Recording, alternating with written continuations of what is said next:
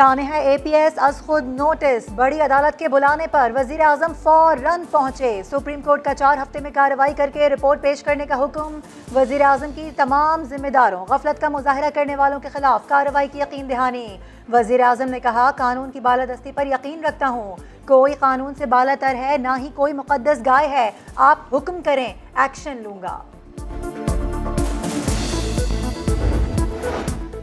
वजीर आजम ने रोस्टम पर आकर बताया, सानिया के बाद नेशनल एक्शन प्लान बनाया, दहशतगर्दी के खिलाफ जंग जीती। जब सानिया हुआ तो सूबे में हमारी हुकूमत थी।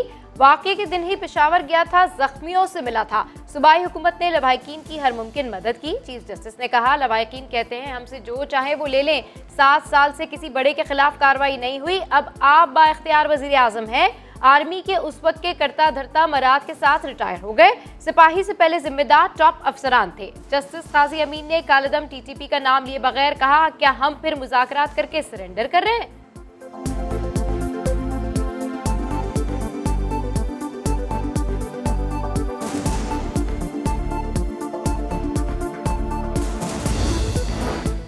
हम समझते हैं सानेहा उस वक्त की हुकूमत की नाकामी थी। जस्टिस एजाजुल हसन के रिमार्क्स। जस्टिस काजी अमीन बोले, जमहूरियत में इस्तीफे होते हैं, उस वक्त के वजीर आजम मुस्ताफी होते तो उनसे अच्छे आ सकते थे। सादोकी में 9 पुलिस एहलकार कत्ल हुए, कोई नहीं पकड़ा गया। बतौर वजीर आजम पुलिस की शहादत पर क्या किया है? वजीर आजम ने जवाब दिया, नेशनल एक्शन प्लान को मजीद बेहतर किया है। 1 माह में 100 सिक्योरिटी एहलकार शहीद हुए। दहशतगर्दी बढ़ चुकी है, अब इंटेलिजेंस मॉनिटरिंग हो रही है। कई बड़े हमलों से मुल्क को बचाया। चीफ जस्टिस ने कहा, क्या हम अब भी महफूज नहीं हैं? आपकी बातों से लगता है मजीद हमले होंगे।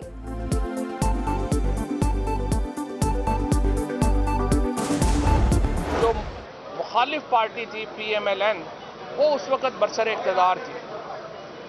बड़ा आसान था कि हम उन्हें एक्यूज़ करते, हम नवाज शरीफ साहब को एक्यूज़ करते, हम उस वक्त के वज़ीर दाखिला को एक्यूज़ करते और आराम से हम सारी जिम्मेदारी डाल देते और कहते कि बात ख़त्म हो गई। वज़ीर आज़म ने साबित किया कानून के एहतराम के लिए कितना आगे जाते हैं। फवाद चौधरी कहते हैं, हमारे पास बहुत आसान रास्ता था, हम सारी जिम्मेदारी नून लीग पर डाल सकते थे। शेख रशीद ने कह दिया, जो भी जिम्मेदार हुआ उसके खिलाफ कार्रवाई होगी। 4 हफ्ते के बाद प्राइम मिनिस्टर ने ये यकीन दिलाया, खा उसमें वजीर दाखिला हो, खा उसमें हायर एजेंसीज के लोग हों, खा उसमें जिम्मेदार जो भी जिम्मेदार लोग हैं उनको बेनकाब। कोर्ट ने कहती है कि नवाज शरीफ को लाना मतलूब है, तो 24 घंटे के अंदर वजारत दाखिला उनको परमिशन और पासपोर्ट देने के लिए तैयार है, बशर्ते कि वो पाकिस्तान। शोहदा के लवाहिकीन सब्र करें, मैं क्या करूं? रोटी महंगी है तो कम खाओ, मैं क्या करूं? चीनी महंगी तो मीठा छोड़ दो, मैं क्या करूं? मरियम नवाज की वजीर आजम पर तनकीद। मरियम औरंगजेब ने भी सख्त बातें की। कहा, इमरान खान ने पख्तूनख्वा में 8 साल की हुकूमत में कुछ नहीं किया।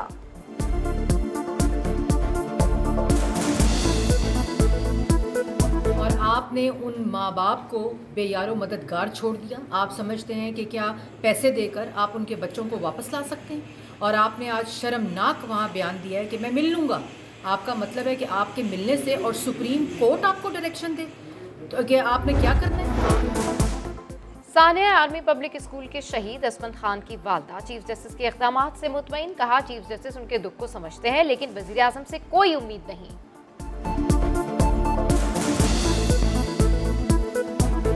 यकीन करें 7 सालों में हमें कहीं इंसाफ नहीं मिला। देखिए, इमरान खान से तो हम बिल्कुल भी मुतमईन नहीं है। ऐसे कि ये दावे और ये वादे जो हैं उन्होंने 7 साल पहले भी हमसे किए थे जब हमारे बच्चे शहीद हुए थे। आज भी जब ये आज हमारे सामने जब आए हैं तो वो भी सुप्रीम कोर्ट के जोर पर आए हैं। अगर एक माशरे के अंदर उनकी अखलाकियात, उनकी मोरालिटी अगर कायम है, आप एटम बॉम्ब मार के भी उस कौम को ख़त्म नहीं कर सकते। कौम जिसकी अखलाकियत ख़त्म हो जाती है वो इंसाफ भी नहीं कर सकती।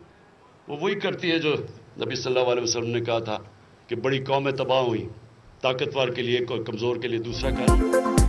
जो कौम इंसाफ नहीं करती वो तबाह हो जाती है। वज़ीर आज़म इमरान खान का पार्टी और इत्तेहादी अरकान पार्लियामेंट से खिताब। कहा, सियासत में आकर लोग अपने लिए काम करते हैं, मैं ज़ाती मकसद नहीं, मुल्की हालात बदलने सियासत में आया।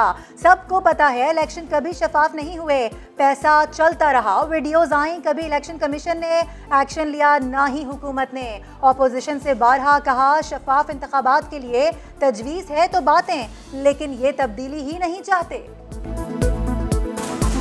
बार बार ऑपोजिशन को कहते रहे कि आए बताएं कोई बेहतर तरीका क्या है, क्योंकि शोर तो आपने मचाया हुआ है। 2018 की इलेक्शन धांधली हुई है। इन्होंने कभी भी ना गवर्नमेंट की मदद की, ना कोशिश की। मकसद इनका चेंज नहीं है, ये एक पुराने सिस्टम, एक करप्ट सिस्टम की पैदावार है।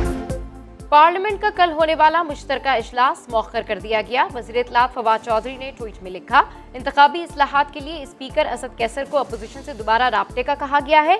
इंतखाबी इस्लाहात मुल्क के मुस्तकबिल का मामला है, पीछे नहीं हट सकते। इत्तफाक राय के लिए नेक नियति से कोशिश कर रहे हैं।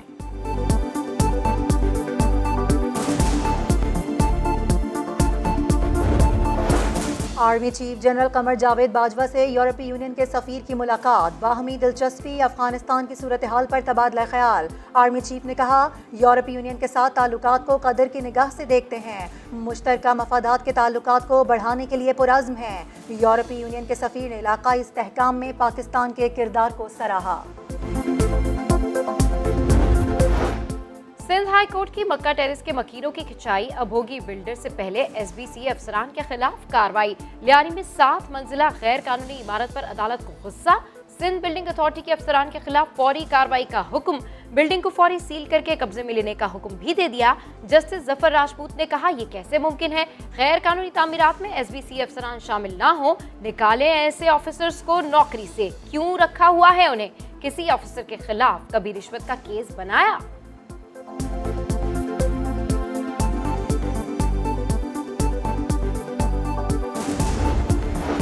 नूर मुकद्दम कत्ल केस का मुल्जिम जाहिर जाफर बाज न आया। आज दौरान समाअत जज को नाम लेकर मुखातिब किया। बदतमीजी से कहा, मेरा राजीनामा करवा दें, क्या आप मुझे सुन रहे हैं? अदालत बरहम, तमाम मुल्जिमान को कमरे अदालत से बाहर भेज दिया। मुल्क में डेंगू के वार जारी। लाहौर में सूरत हाल बदतरीन। एक दिन में 6 मरीजों की जान गई। 380 नए केसेस रिपोर्ट। पंजाब भर में अमवात की तादाद 81 हो गई। इस्लामाबाद में 2 मरीज इंतकाल कर गए।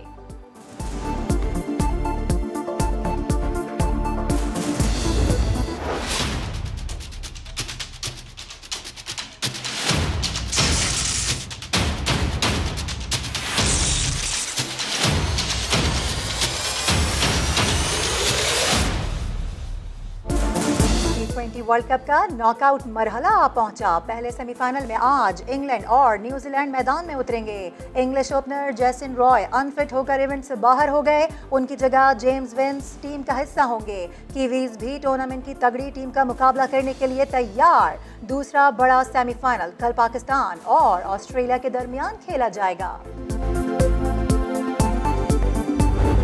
तारीख फिर बनानी है, बाबर ट्रॉफी फिर उठानी है, शाहीन आगे भी जान लगानी है, आसिफ और मलिक बूम बूम की याद दिलानी है।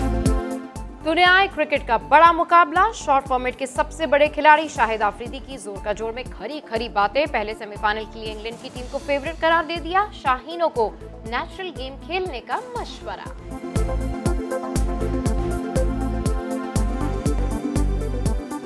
मैं टोटली अगेंस्ट हूँ इस चीज़ के कि कोई भी प्लेयर जिसकी जो स्ट्रेंथ है, अगर वो स्ट्रेंथ से हट जाएगा तो वो कभी परफॉर्म नहीं करेगा। सबसे पहले एटीट्यूड होता है। आप किसी भी नंबर पे खेलोगे, जब तक आप दलेरी के साथ नहीं खेलोगे, अपने स्ट्रेंथ से हट के खेलोगे, आप रन नहीं कर पाओगे, चाहे जितने भी नंबर चेंज करा दो उसके आप।